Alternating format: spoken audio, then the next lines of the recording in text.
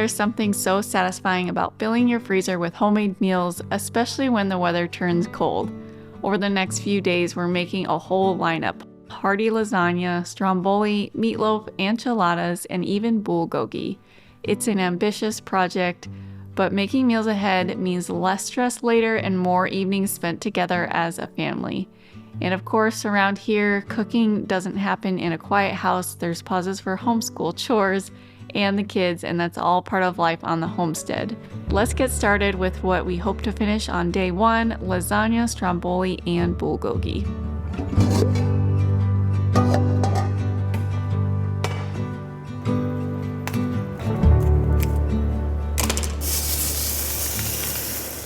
Both lasagna and stromboli have lots of similar ingredients, so to save time, I'm browning all the meat together.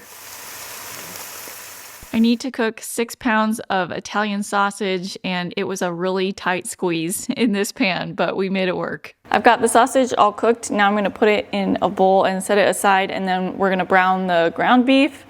The trick now is to get this in the bowl without spilling. In reality, it wasn't as bad as I thought it was going to be, and I got it transferred over easily enough. Next, I started to cook 4 pounds of ground beef, and I realized later that it was 2 pounds more than I actually needed. I was combining so many recipes together that I kept messing up how much I needed, so I ended up putting the extra 2 pounds in the freezer for another meal, and then I saved the 2 pounds that I actually needed for these freezer meals.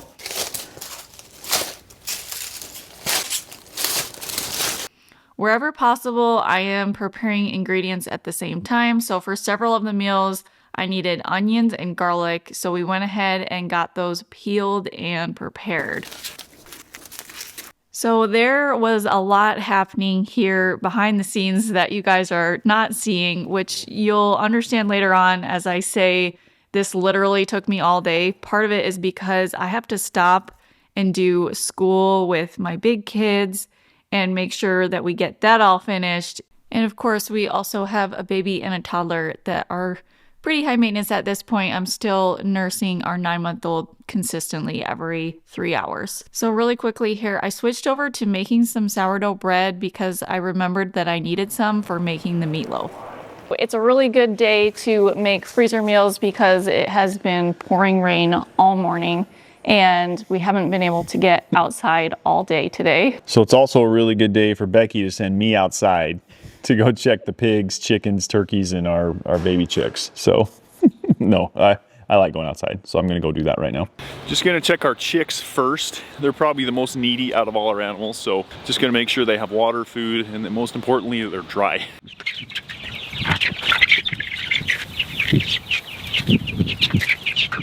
Okay, chicks are all good. Now I'm checking on the layer chickens. Make sure they're good.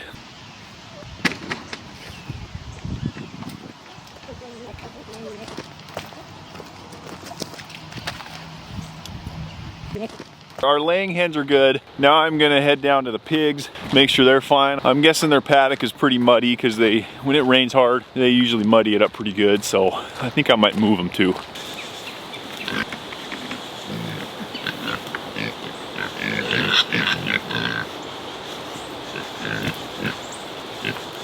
Okay, pigs are good. I did end up moving them to a new paddock. The one that they were in was pretty muddy from all this rain, so they're a lot happier now. Becky just called. I need to go get some oregano, some green onions, and some basil from the garden, and then I'm gonna head back inside because it's pretty wet out here.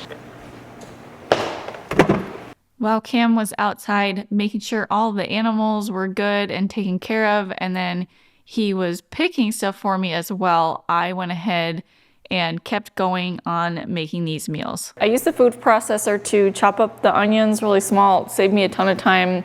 I got it done in like 2 minutes, whereas hand chopping all of these onions would have probably taken me like 20. And it helps me not cry so much when I am chopping onions. When you have homegrown onions, I feel like they're definitely a lot stronger than the ones you get from the store. The next thing I'm gonna do is chop up the garlic. I have the food processor out, so it just makes a lot of sense to chop it up this way.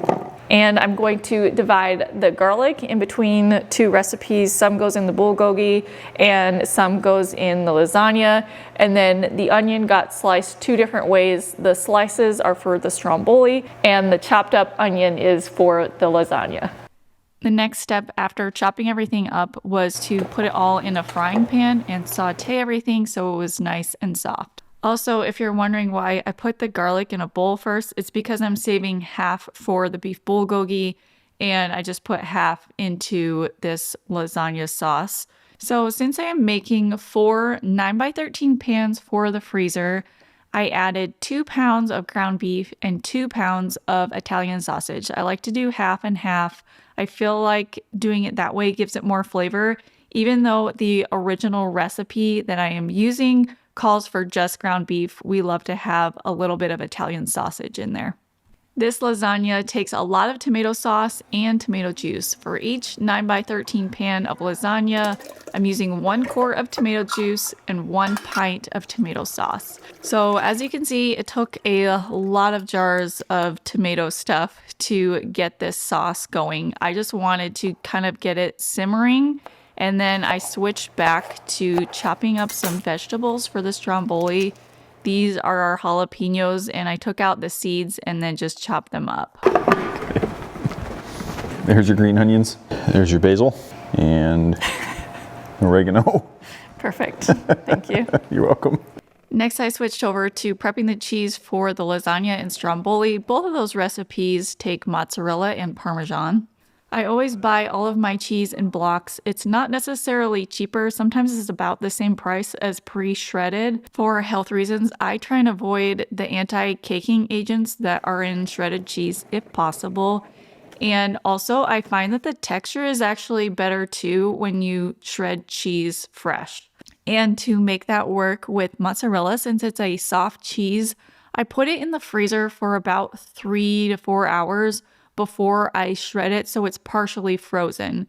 And that also works really well with cheddar cheese. For the Parmesan cheese, I did not need to do that. Our favorite recipe for the stromboli comes from the book Hope's Table, and every time we make it, we always do a double batch, so I can fit double the amount in my mixer and no more. So I am mixing in 2 cups of warm water, 2 tablespoons of active dry yeast, 2 tablespoons of olive oil, 2 tablespoons of honey. The original recipe calls for all white flour, but I always like to do half and half, so I do 2.5 cups of all-purpose flour and then 2.5 cups of a hard white wheat flour. And then I added 2 teaspoons of salt to the dough, mix that together, and let it sit for about 20 to 30 minutes. After that, it was time to roll everything out and put the toppings on it. Time was slipping away so fast at this point, so I enlisted the help of Cam and the kids because they were getting ready to leave for church youth activities for the night. And even though we were putting 2 of these in the freezer, we were also going to cook 1 of these for dinner and have 1 for lunch the next day. So we really needed to hustle to get it done before they left. So on each of these, we're adding about 8 slices of salami and 8 slices of pepperoni. Then we're adding about a pound of that Italian sausage that I cooked earlier, sliced back olives, the sliced jalapenos, and some sliced mushrooms. We top everything with the mozzarella and Parmesan cheese. If I did not have fresh jalapenos, I would be using my fermented jalapenos. We have used those before in this recipe and it is delicious. Then after that's all finished, we put an egg wash on the top and we make these on parchment paper so that they're really easy to transfer from one place to another. So 2 of them got transferred into this tray for freezing, and then the other 2 got cooked, and it's just really easy to move the parchment paper onto a baking sheet and cook them. So the stromboli for dinner was delicious. Cam and the kids left, and I put the baby and toddler to bed, and then I finished making the meat sauce for the lasagna. After that was done, I mixed the ricotta cheese with the eggs. If I was making just 1 pan of lasagna, it would be 16 ounces of ricotta cheese to 1 egg, but I was making 4. After that was finished, we had pretty much everything prepared and ready to assemble the lasagna. So I start out by adding a layer of the meat sauce. And if I'm being completely honest, I kind of messed up the way I usually assemble this. I think I was just really tired and just adding things on. But usually I add the noodles, the meat sauce, then all the cheeses, then just repeat that. Noodles, meat sauce, all the cheeses. This recipe is inspired by the easy lasagna in the book Hope's Table, which is also the book I use for Stromboli as well. She has so many good recipes in there. Over the time that we have been making it, I adjusted it quite a bit to fit some of the things that we have in our pantry. So I will share those details down in the video description if you want to see that.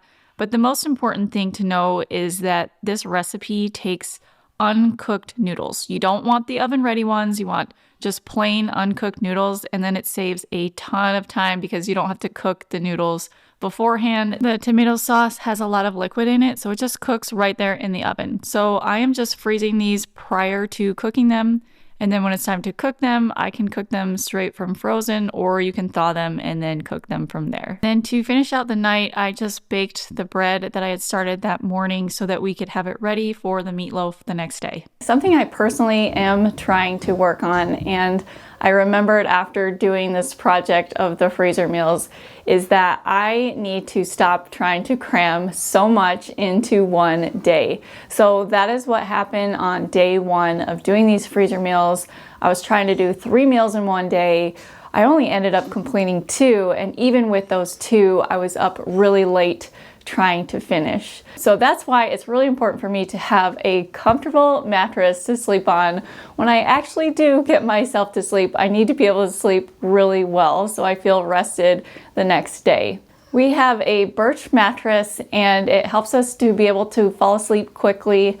I also love that birch mattresses have natural wool, organic cotton, and organic latex. And because of these natural materials, there is no off-gassing while we are sleeping. We've had our Birch Luxe mattress for almost 3 years now, and we love ours so much that we also got some for our boys' bunk beds a couple years ago, and then just recently Cruz remodeled his bedroom and he got a Birch Original mattress for his bed, and then we got a Birch Kids mattress for Riggs because he was transitioning from a crib to a big boy bed. You like your bed? Yeah.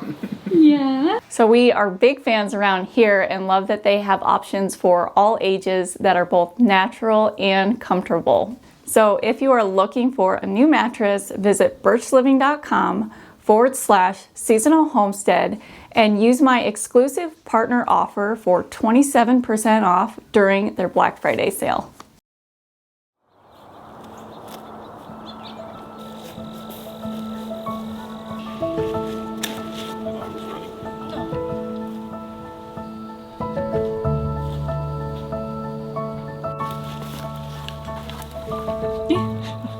Short and steppy.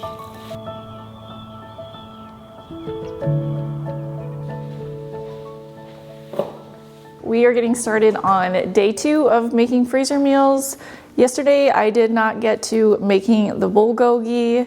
It was definitely a stretch just to finish the stromboli and the lasagna. I was up until midnight and it took us a lot longer than we expected. So today what I'm going to get started with is making some meatloaf. We are bringing some meatloaf to someone for dinner tonight, and then we are going to make one for our family for dinner, and the rest will be saved as freezer meals.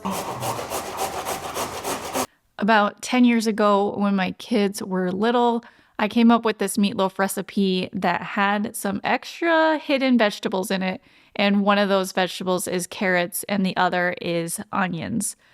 We are making 4 meatloaves, so I'm making 4 times my original recipe, but if you are making just one, I'll give you the amounts. There is a 1/2 cup of finely shredded carrots, and it's very important for them to be shredded small.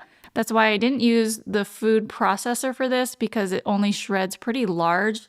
Our box grater has a smaller shredder on it, so we can get it really fine. And then it takes 1 medium onion. Again, this is for if you were making 1 meatloaf. I also crumble up 150 grams of bread. So I'm using sourdough for this, but you could use any type of bread.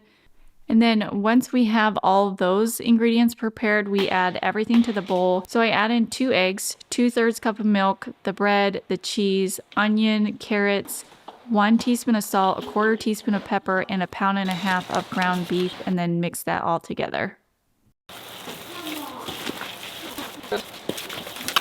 Okay, I only have 1 glass bread loaf pan.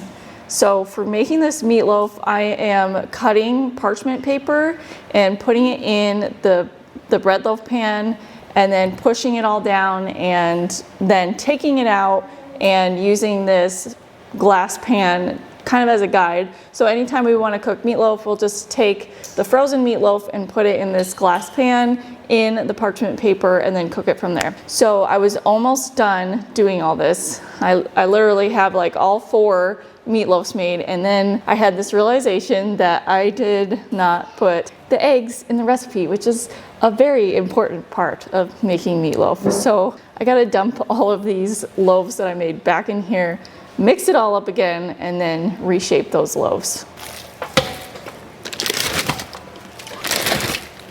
Since we are using eggs from our farm, they are all natural, and you never quite know what you're gonna find inside of an egg. Most of the time it is completely normal, but sometimes you get a little surprise. So I always crack them inside a separate container first, just in case there is something that I don't want inside my recipe, and then I add them in. I got the egg all mixed in and the loaves all reshaped, and the 2 that we are making for dinner, I just put those in the refrigerator, and then I have the remaining 2 right here that are going in the freezer. They were pretty before, and now they don't look so good, but it's okay, it's just for us. So we're gonna stick them in the freezer, and then once they're all frozen, I'll bag them up so that they are less likely to get freezer burn. And Cam is working on cutting up the meat right now to make some bulgogi, and we're just going to make the marinade for that and then bag that up, and then we are going to start making our dinner for tonight. And I made a decision that we are not going to do our chicken enchiladas for the freezer today. We're going to push that off till tomorrow because we have a tendency to pack way too much into one day, and I would really like to get some more sleep tonight, so we're going to do that instead.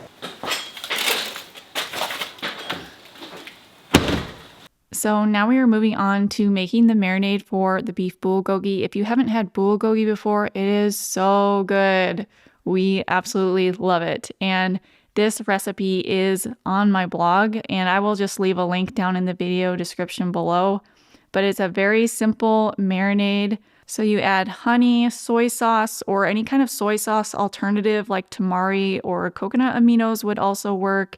I also add sesame oil, the minced garlic cloves, and chopped green onions, and then 1 pound to 1.5 pounds of ribeye steak that is very thinly sliced. That is the most important piece of this recipe.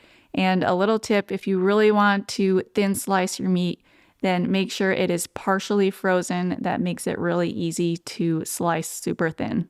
Once it's all mixed together, that's it. And then it just gets put into the freezer when we want to eat it. We just thaw it in the refrigerator overnight, and we cook it in a cast iron pan. Once it's all cooked up, we usually eat these as lettuce wraps. So we put lettuce on the bottom, and then we put a little bit of sticky rice on there, put the bulgogi on the top, and then a little bit of kimchi, and eat it like that. So we're on day 3 of making these freezer meals. Today we are going to finish up by making chicken enchiladas. I'm really glad that we put this off until today because I was able to get some good rest last night, and I feel a lot more excited to be able to finish this up today. So Cam worked this morning to make some more Hatch chili enchilada sauce. He made some about a month ago, but we didn't want to tap into that because in the past month or so, we've been able to harvest a lot more Hatch chilies and just wanted to make the most of the harvest. So he finished up making that enchilada sauce this morning. He used both red and green Hatch chilies because we didn't want them to go to waste. So the sauce is like an orange color. And the other thing about the sauce is it's extremely hot. It tastes really good, but it's very, very hot. So I'm a little bit worried about putting it into these chicken enchiladas because Cam and Dax love spicy, but the rest of our family, we like it just toned down a notch more at the medium level of spice. And this is definitely more hot. So what I'm going to do is grab some salsa verde that I canned last year and put that in the hatch chili sauce, like maybe mix it half and half so that it takes the spice level down a little bit. And then I'm also going to add some sour cream, and that should help as well. And then everybody should be able to eat it. I did not do this intentionally, but it seemed like the recipes got easier as the days went on. So for these chicken enchiladas, I cooked 3 whole chickens, and before I put them in the oven, I just put a little bit of garlic salt on the top of them. After that was done, I shredded some cheddar cheese and Colby Jack cheese, and earlier in the day, I went out to the garden to see if I could get some cilantro. My cilantro is still pretty small at this point, so I got some cilantro and the rest of it was sorrel. After chopping up all the chicken and the herbs, then it was time to put a little bit of garlic into the pan before putting in the salsa verde and the enchilada sauce. The sauce definitely does not look pretty because we have the Hatch chili sauce, which is more of a red color, and then I added that salsa verde. So now we have a lovely brown sauce going on, but it does taste really good. I added 2 pints of the salsa verde and about 4 cups of the Hatch chili sauce, and it is now at the perfect spice level, and I haven't even added the sour cream yet. So I think I'm just gonna have this be the filling with the chicken, and then I will add just the plain Hatch chili sauce on the top, and hopefully that is not too spicy. I'll be honest with you guys, I do not make freezer meals very often. And I would say the main reason for that being is during the summertime when we have so much abundance in the garden, it does not make a lot of sense to me to be pulling meals out of the freezer when there is so much food outside. So a lot of times, instead of like a full meal for the summertime, we do have marinated meat that we make and put in the freezer so we can just grab it and thaw it all day and then have grilled meat with some sort of veggie or salad from the garden. And then the other thing that we do is when Cam smokes meat outside, he always makes like quadruple what we will eat in one sitting so that we can have a lot to put in the freezer and have already cooked and ready to put on salads during the summertime. So this time of year, our garden is much more limited, and the other part about it is we have the same vegetables week after week after week, and so it's a lot less varied. So it makes a lot more sense to make freezer meals this time of year. That way we can have the main part of the meal all finished, and all we need to do is grab some carrots from the garden or some frozen green beans from the freezer and have that as a side. Sometimes we like to make our own tortillas for this, but this time around, because we were doing this big marathon of making freezer meals, I just went ahead and purchased some tortillas from Sam's Club. These ones, they make fresh in the back of the store, and they just taste a million times better than anything else that I have found locally. Because I don't make freezer meals all the time, these disposable trays, they work really well for us. I only have 2 glass 9x13 pans, and that is it. So there's definitely not enough to go around or put in the freezer. And with kids, I have frozen glass before, and it just doesn't end well.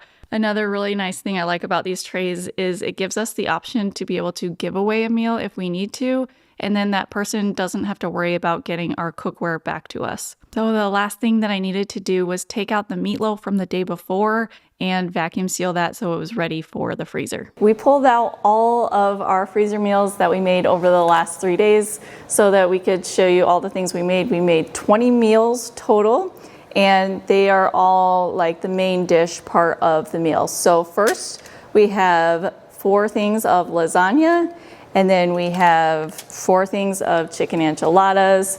There are 2 strombolis in here. We cooked up the other 2 a couple days ago when we made these. So we usually eat 1 for dinner and 1 for lunch the next day.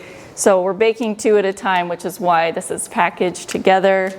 And then we have 2 things of meatloaf, and we gave 1 of these away and we ate 1 for dinner. And then we have 4 things of bulgogi, And then Cam also packaged up our Hatch chili enchilada sauce so that we could put this in the freezer because we had some extra of that. So the big thing with these meals is it's feeding our family of 8. So one of these, it feeds all of us, but only because this is like the main part of the meal. We always add a lot of sides to this so that it goes a little bit further. So I have a lot of stuff out in the garden still, and these meals in and of themselves, they are not that healthy in my opinion. So that's why we just add a lot of vegetables from the garden to try and make it a little bit healthier. But at least like the meat part of the meal is done, which is always the most time consuming part. And it's really easy to just add, 2 sides to it, and they only take like 30 minutes or less, whereas this part of the meal would take forever. This helps us be able to do a lot of from scratch cooking even when we don't have a lot of time.